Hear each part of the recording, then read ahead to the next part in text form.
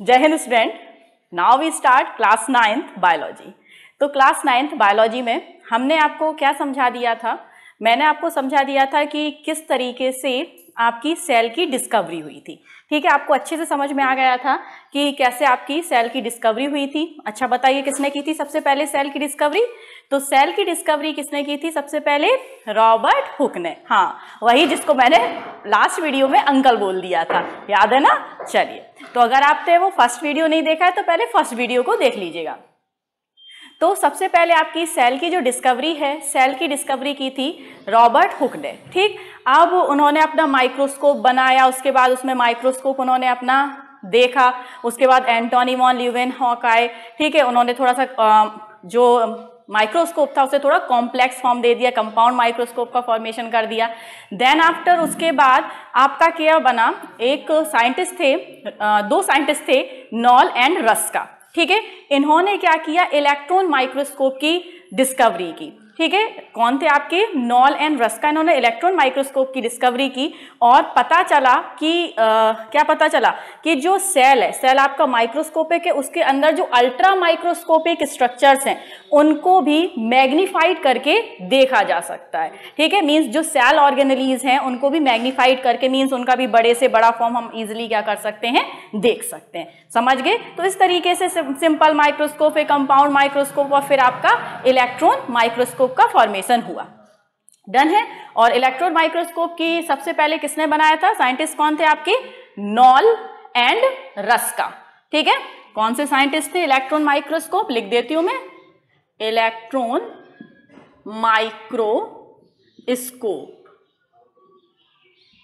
Electron microscope आपका किसने बनाया था? Knoll and Ruska. ठीक है, ये आपके साइंटिस्ट थे। अब इसके अलावा मैंने आपको बता दिया था कि सेल थ्योरी। ठीक है, सेल थ्योरी के बारे में थोड़ा सा पढ़ते हैं। सेल थ्योरी, सेल थ्योरी आपकी किसने दी थी? याद है ना? स्लीडेन एंड स्वान ने। स्लीडेन एंड स्वान।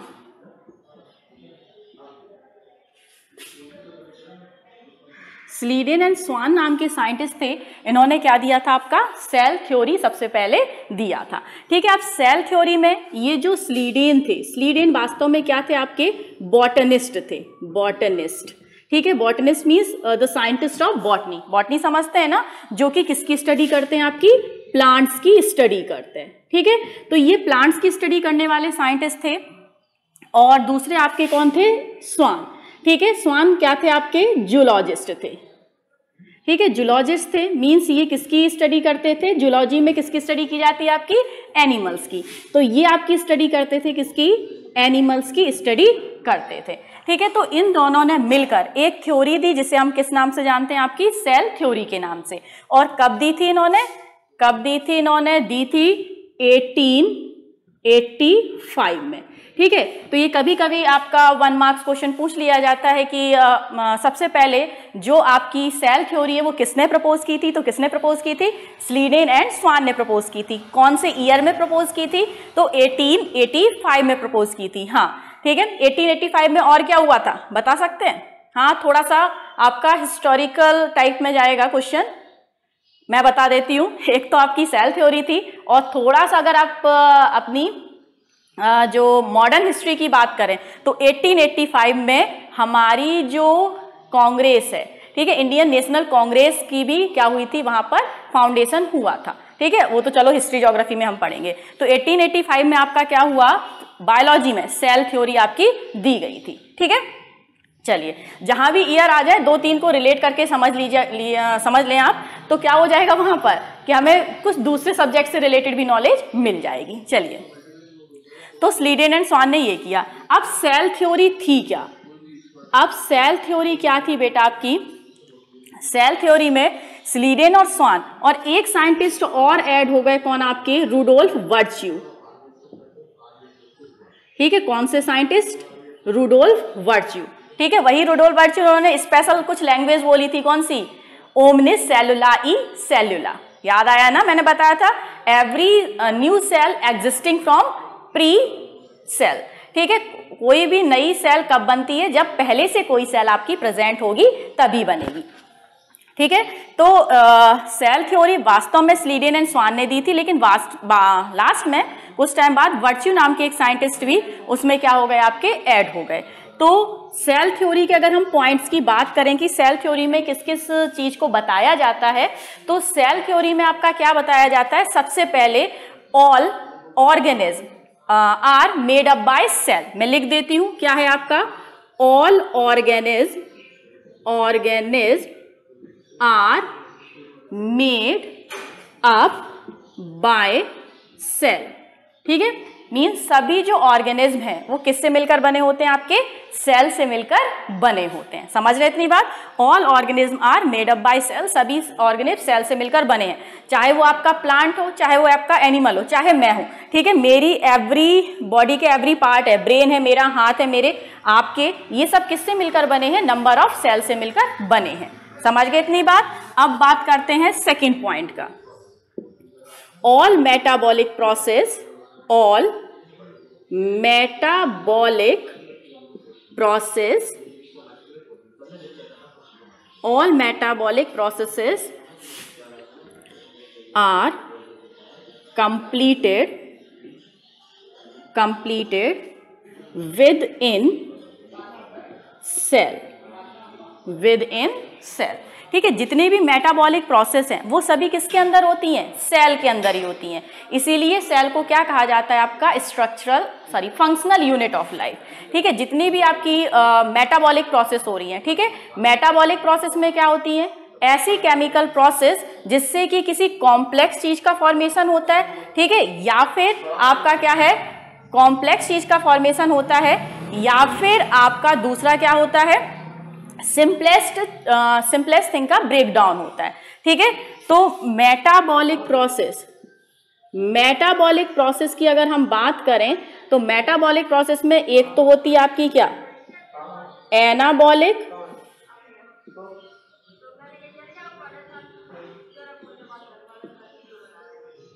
कैटाबॉलिक। ठीक है, दो प्रोसेस होती हैं, एनाबॉलिक प्रोसेस और दूसरी कौन सी होती है आपकी, कैटाबॉलिक प्रोसेस। ठीक है, एनाबॉलिक और कैटाबॉलिक। एनाबॉलिक में क्या होता है, फॉर्मेशन ऑफ कॉम्प्लेक्स कंपाउंड। ठीक है, कॉम्प्लेक्स कंपाउंड का फॉर्मेशन होता है। ठीक है, जैसे कि किसका फॉर्मेशन हो रहा है, फोटोसिंथेसिस की प्रोसेस से ग्लूकोज का, किसका फॉर्मेशन हो रहा है, आपका ग्लूकोज का फॉर्मेशन हो रहा है। और कैटाबॉलिक का मीनिंग क्या होता है, टू ब्रेक डाउन।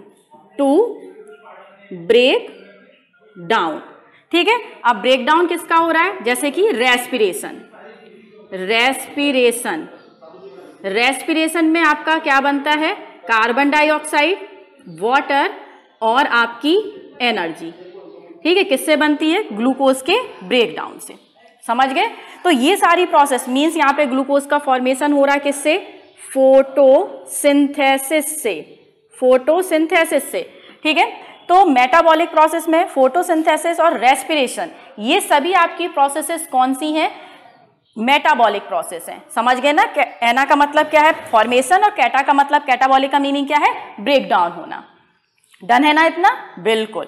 ठीक है, तो ये सभी प्रोसेस हैं, चाहे वो रेस्पिरेशन हो, चाहे वो फोटोसिंथेसिस हो, प्लांट के अंदर होने वाली, ये सभी किसी कहाँ पर होती हैं, सेल के अंदर। फोटोसिंथेसिस प्लांट सेल के अंदर हो रही है, रेस्पिरेशन भी प्लांट सेल के अंदर हो सकती है और ह्यूमन सेल के अंदर भी हो रही है। मीन्स हमारी सेल के अंदर भी रेस्पिरेशन आपका क्या है, लगातार होता रहेगा। समझ गए इतनी बात, समझ गए तो क्या करना है, लाइक करना है, सब्सक्राइब करना है चौहान क्लास को, और शेयर करना है फ्रेंड्स को भी। ठीक है, चलिए अब और क्या प्रोसेसेस में, और सेल थ्योरी क्या कहती है, चलिए सेल थ्योरी और क्या कहती है, सेल कंटेन हेरिडिटी मटेरियल। ठीक है, सेल के अंदर बेटा क्या प्रेजेंट होता है, हेरिडिटी मटेरियल प्रेजेंट होता है। हेरिडिटी मटेरियल क्या होता है, ऐसा मटेरियल जो कि एक जनरेशन से नेक्स्ट जनरेशन में क्या होता है, ट्रांसफर होता है। ठीक है, जैसे कि आपके कुछ कैरेक्टरिस्टिक आपके पेरेंट्स से मैच करते हैं ना, जैसे कि आपका कलर आपकी मदर से मैच करता है और आपकी हाइट आपके फादर से मैच करती है, आईज भी फादर से मैच करती हैं आपकी। तो ये पेरेंट्स से मीन्स आपके मम्मी पापा से आपके अंदर जो कैरेक्टरिस्टिक आए हैं, ठीक है, वो कैरेक्टरिस्टिक को भी कैरी कौन करता है, वो कैरेक्टरिस्टिक किसके अंदर होते हैं, वो कैरेक्टरिस्टिक सेल के अंदर ही होते हैं, समझ गए ना। और सेल के अंदर सेल के अंदर कौन ऑर्गेनेल कैरी करता है, तो वो होता है आपका न्यूक्लियस के अंदर डीएनए। समझ रहे हैं ना, कहाँ डीएनए होता है उसको और आगे चैप्टर में हम क्लियर करेंगे। तो इतनी बात समझिए कि जो हेरिडिटी मटेरियल है, ठीक है, जो कैरेक्टर्स हैं आपके लास्ट जनरेशन के और आपके अंदर जो आए हैं, वो भी सेल के अंदर आपके क्या होते हैं, प्रेजेंट होते हैं। ठीक है, 3 बात। और 4th आपका सेल थ्योरी क्या कहती है, new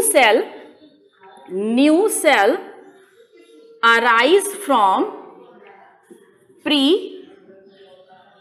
existing cell. New cell arise from pre existing cell. ठीक है, मीन्स नई सेल हमेशा किससे बनेगी, पहले से आपकी सेल होगी उससे ही आपकी बनेगी। समझ गए।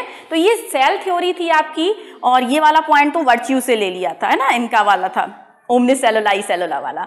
तो यहाँ पर आपका क्या है, सेल थ्योरी समझ गए। 4 पॉइंट है कि सभी लिविंग ऑर्गेनिज्म की बॉडी किससे बनी होती है, आपकी सेल से मिलकर बनी होती है। सारी प्रोसेस किसके अंदर होती है, लाइफ की जितनी भी मेटाबॉलिक प्रोसेस है वो सभी सेल के अंदर होती हैं। इसके अलावा हमारी सेल हेरिडिटी मटेरियल को भी कैरी करता है, जिससे कि हमारे अंदर कुछ कैरेक्टर्स आते हैं अपने पेरेंट्स से मैच करते हुए। और 4th आपका क्या है, 4th आपका न्यू सेल अराइज होता है हमेशा किससे, प्री एग्जिस्टिंग सेल से। डन है इतना। चलिए अब पढ़ते हैं हम अपना नेक्स्ट टॉपिक। नेक्स्ट टॉपिक हमारा कौन सा है, चलो जल्दी से पढ़ते हैं नेक्स्ट टॉपिक। आइए,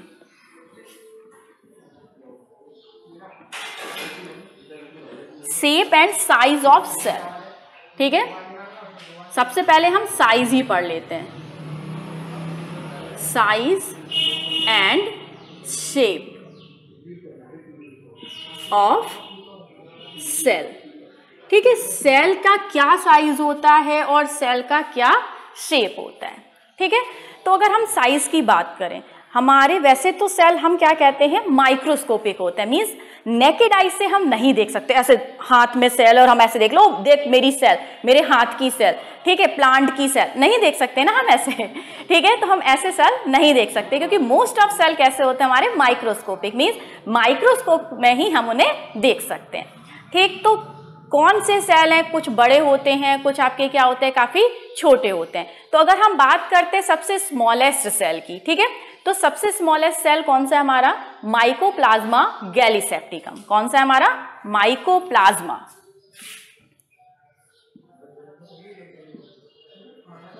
माइकोप्लाज्मा, ठीक है, माइकोप्लाज्मा हमारा क्या है, स्मॉलेस्ट सेल है। समझ रहे हैं, तो माइकोप्लाज्मा हमारा क्या है, स्मॉलेस्ट सेल है, और जिसकी मेजरिंग मीन्स मेजरमेंट कितना होता है आपका, 0.1 से लेकर 0.15 माइक्रोन, 0.1 से माइक्रोमीटर, 0.15 माइक्रोमीटर। ठीक है, ये हमारा सबसे स्मॉलेस्ट सेल है। ठीक है, वैसे इसका पूरा नाम क्या है, माइकोप्लाज्मा गैलीसेप्टिकम, जो कि एक PPLO pleuropneumonia like organism category से बिलोंग करता है। ठीक है, सबसे छोटा है। अब इसके बात करते हैं कि अगर ह्यूमन की बात करें कि ह्यूमन में आपका लार्जेस्ट सेल कौन सा होता है ह्यूमन बॉडी का, तो ह्यूमन बॉडी का लार्जेस्ट सेल, ह्यूमन बॉडी का कौन सा आपका लार्जेस्ट सेल। ठीक है, तो भाई सेल आपको यहां से दिखाई तो दे नहीं रहा है, तो ह्यूमन बॉडी का लार्जेस्ट सेल कौन सा होता है हमारा, नर्व सेल। नर्व सेल, ठीक है, नर्व सेल हमारा कैसा होता है आपका, ह्यूमन बॉडी के अंदर मिलने वाला लार्जेस्ट सेल है। ठीक है, चलिए अब इसके बाद बात करते हैं कि जो आपका लार्जेस्ट सेल ये हो गया, और बहुत सारे बच्चे कहते हैं कि लार्जेस्ट सेल एक हमारा कौन सा है, बड़ा सा वो एक बर्ड आती है, ठीक है, उड़ नहीं पाती है, ऑस्ट्रेलिया में रहती है, बिल्कुल याद आ रहा है ना, कौन सा, ऑस्ट्रिच। ठीक है। तो ऑस्ट्रिच का जो एग है उसकी सेल भी काफ़ी आपकी बड़ी होती है, ठीक। और हाँ भाई, इसका मेजरमेंट कितना होता है, नियरली 1 मीटर, ठीक है, नियरली 1 मीटर होता है नर्व सेल का। और दूसरा मैंने क्या बताया आपको, ऑस्ट्रिच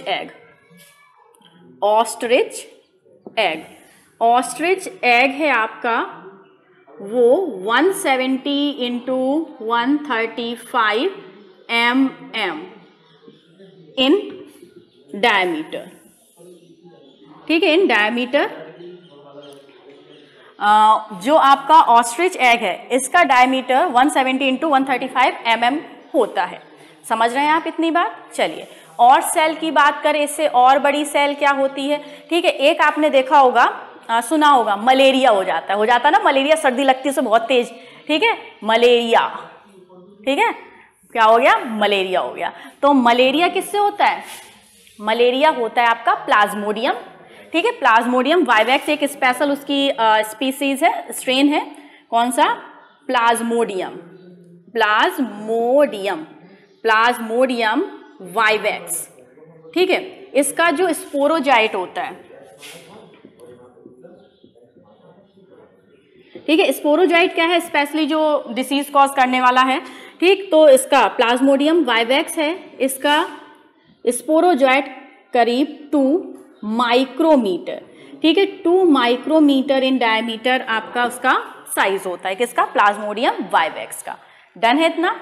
अब इसके बाद और बात करते हैं, तो हमारा एक एल्गी है, ठीक है, एल्गी समझते हो ना, वो जो तालाब होते हैं, है ना, उसमें सब ग्रीन से कलर की काई सी लग जाती है, ठीक है। वैसे ही तालाबों में आपकी कुछ एल्गी भी मिलती है, जो कुछ काफ़ी बड़ी बड़ी भी होती हैं, और जापान, चाइना में तो पता उस एल्गी को खा भी लेते हैं। आप कहोगे चीज़ तालाब में निकलने वाली ग्रीन सी काई को खा लेते हैं, तो हाँ बेटा, वो जो एल्गी है, कुछ कंट्रीज में एल्गी को खाया भी जाता है, ठीक है। क्यों? क्योंकि वो रिच सोर्स होती हैं आयोडीन की, ठीक है, याद रखिएगा, थोड़ा बहुत एक्स्ट्रा चलता है, ठीक। तो आपकी वही एल्गी की बात कर रहे थे, एल्गी है एक आपकी एसिटाबुलेरिया, कौन सी, एसिटाबुलेरिया, ठीक। एसिटाबुलेरिया एक आपकी क्या है, इसकी एक सिंगल सेल,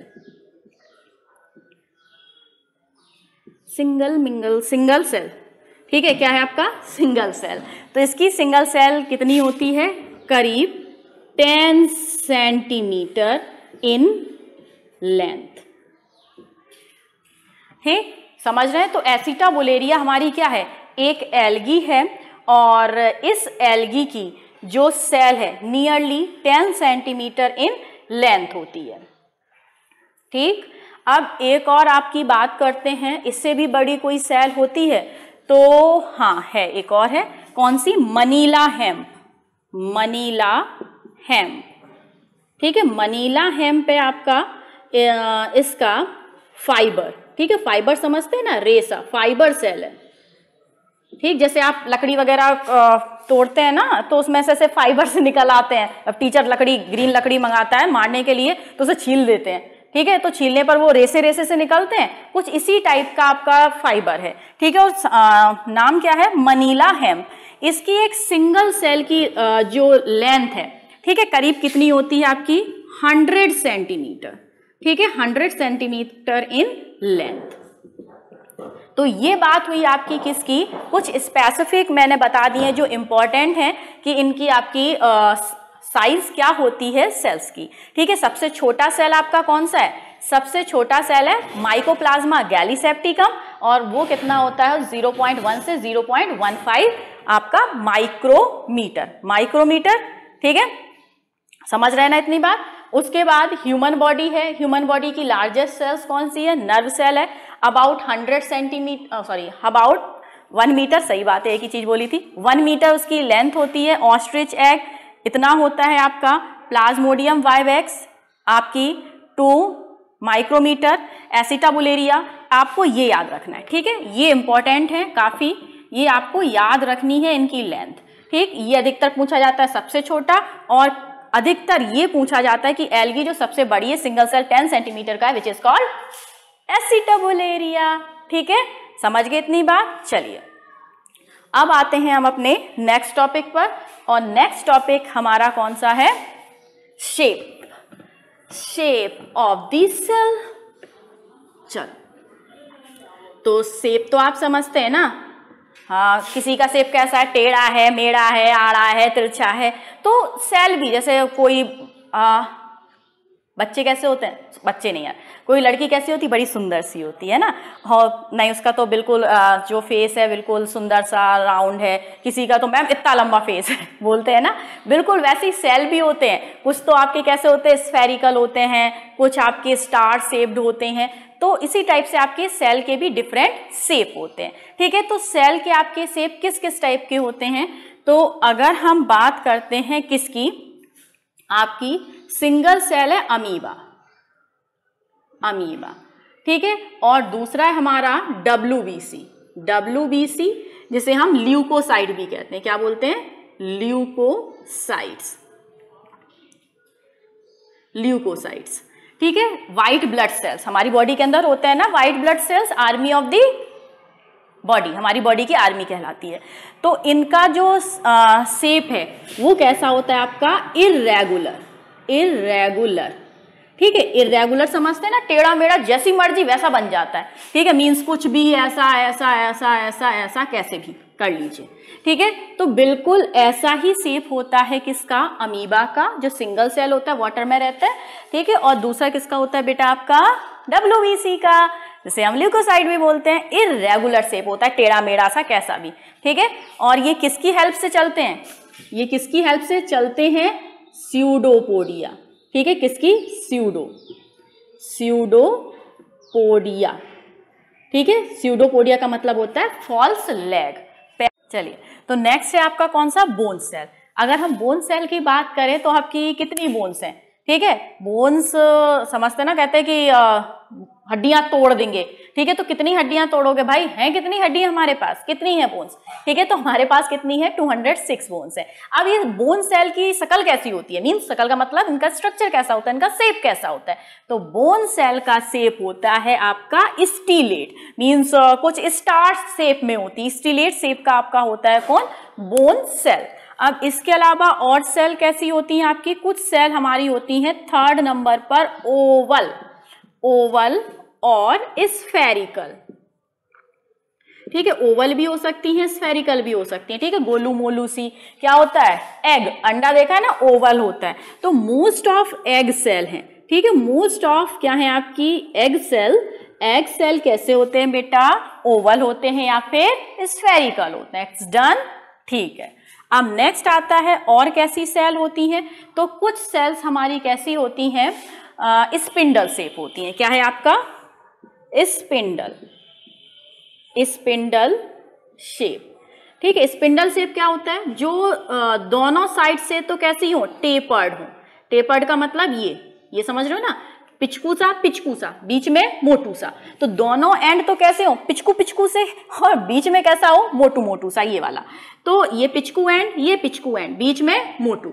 तो ये क्या है आपका? Spindle shape. और स्पिंडल शेप क्या होते हैं? मोटू पतलू कहाँ होते हैं? किसके कारण हम मोटू पतलू दिखते हैं? मसल्स के कारण। तो स्पिंडल शेप, पिचकू और मोटू किस में होती है आपकी? मसल्स में, ठीक है। मसल्स, मसल सेल हैं, ठीक है, वो आपकी स्पिंडल शेप होती हैं, और कुछ आपकी सिलेंड्रिकल भी होती हैं, ठीक है। तो स्पिंडल शेप आपकी जो मसल्स हैं, मसल सेल्स आपकी कैसी होती हैं? स्पिंडल शेप होती हैं। नेक्स्ट है आपकी सिलेंड्रिकल। कहाँ लिखें? यहीं लिखते हैं, ठीक है। तो 5th कौन सी आपकी? सिलेंड्रिकल, ठीक है। सिलेंड्रिकल, इस टाइप की सिलेंडर, ठीक है। तो ये आपकी क्या होती हैं?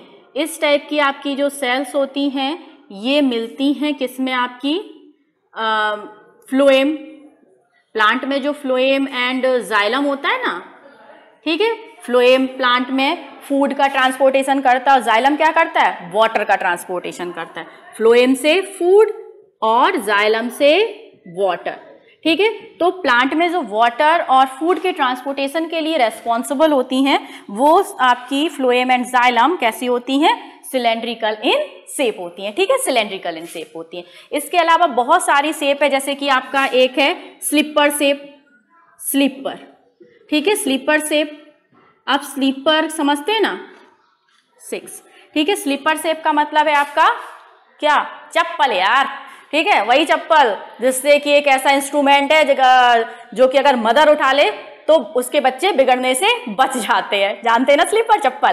ठीक, तो आपकी जो स्लीपर शेप है, स्लीपर है ना, इसकी तरह आपका कौन होता है, पैरामीशियम। ठीक है, बिल्कुल सही है। इसे स्लीपर शेप एनिमल्क्यूली भी कहते हैं, समझ रहे हैं ना। इस टाइप का आपका इसमें से वो निकले होते हैं, सिंगल ही होते हैं, ठीक है, ब्रांच्ड नहीं होते। तो ये आपका क्या है, स्लीपर शेप एनिमल्क्यूली मीन्स पैरामीशियम। कैसा है आपका, स्लीपर शेप्ड है। इसके अलावा आपके बहुत अदर भी शेप होते हैं, बेल शेप होता है, ठीक है, क्यूबॉइडल होते हैं, जैसे कि हमारी जो एपिथेलियल सेल है, 7th क्यूबॉइडल। ठीक है, क्यूबॉइडल का मतलब क्यूब की तरह। तो हमारी कुछ एपिथेलियल सेल हैं, वो कैसी होती हैं आपकी, इस क्यूब की तरह होती हैं। ठीक है, तो नंबर ऑफ टाइप के आपके सेल हमारी बॉडी में, हमारी अपनी बॉडी, हम सोचें कि हमारी बॉडी में एक ही टाइप के सेल होंगे, तो बेटा हमारी बॉडी में अलग अलग टाइप के, अलग अलग शेप के सेल होते हैं। और ये जो सेल हैं ये अलग अलग शेप के क्यों होते हैं, बता सकते हैं? मैंने इतने सारे बता दिए, और भी ऐसे कि आपका एक बोन सेल है, सॉरी नर्व सेल है, नर्व सेल तो कुछ इस टाइप का होता है। ठीक है, नर्व सेल आपका बड़ा लंबा चौड़ा सा होता है, इस टाइप का होता है, पता है ना, सबसे लंबा सेल होता है हमारी बॉडी का, इस टाइप का होता है। ठीक, ये नर्व सेल है, नर्व सेल। ठीक, तो हमारी बॉडी के अंदर ही डिफरेंट टाइप के, डिफरेंट शेप के क्या होते हैं, सेल होते हैं, कुछ गोल से, कुछ टेढ़े से, कुछ मेढ़े से, कुछ भी। ठीक है, तो इस टाइप के जो सेल हैं ये इस कारण, किस कारण से इनकी अलग अलग शेप है, इनके फंक्शनिंग के कारण। ठीक है, ये डिफरेंट टाइप के आपके फंक्शनिंग करते हैं हमारी बॉडी में या प्लांट बॉडी में, तो उसके हिसाब से इनका शेप क्या हो गया है, बन गया है। समझ गए? तो इस टाइप से आपको मैंने क्या बता दिया आज के टॉपिक में, मैंने आपको सेल थ्योरी बताई सबसे पहले, उसके बाद आपको साइज ऑफ दी सेल बताई, और उसके बाद मैंने आपको यहाँ पर क्या बताया, यहाँ पर मैंने ये बताया आपका क्या है, ये पढ़ो पीछे क्या लिखा है, शेप ऑफ दी सेल। बिल्कुल सही, क्या पढ़ाया मैंने आपको, शेप ऑफ दी सेल। चलिए टॉपिक कंप्लीट हो गया। उससे पहले एक बार फिर से कह रही हूँ, क्या करना है, लाइक सब्सक्राइब। बिल्कुल नहीं पढ़ रहे हो, बिल्कुल लाइक सब्सक्राइब नहीं हो रहे हैं, है ना, तो अब की बार जरूर कर दीजिएगा। तो ये सब आपको याद रखना है। और एक बात और बता देती हूँ, बहुत अच्छी सी बात है, थोड़ा सा रफ करूंगी, ज्यादा नहीं करूंगी, बस इत्तू से में हमारा पॉइंट हो जाएगा। ठीक है, जैसे कि एक 60 kg का पर्सन है, कितने kg का, 60 kg का। ठीक है, तो 60 kg का अडल्ट है, अडल्ट ह्यूमन है, इसके अंदर कितनी सेल होंगी, कितनी सेल होंगी, इसके अंदर करीब सेल होंगी 60 × 10⁻15। समझ रहे हैं? तो इसके अंदर कितनी सेल होंगी आपकी, 60 × 10⁻15 सेल होंगी एक 60 kg के अडल्ट ह्यूमन के अंदर। डन है इतनी बात, डन है? ठीक है, ये क्या है, सेल्स हैं। चलिए ठीक, तो अब आपको क्या करना है, इसको पूरा पढ़ लेना है, नोट्स बना लेने और हमेशा याद रखना है। ठीक है, अब नेक्स्ट टॉपिक पढ़ते हैं हम नेक्स्ट वीडियो में, तब तक के लिए बाय नहीं करोगे? Okay, good bye.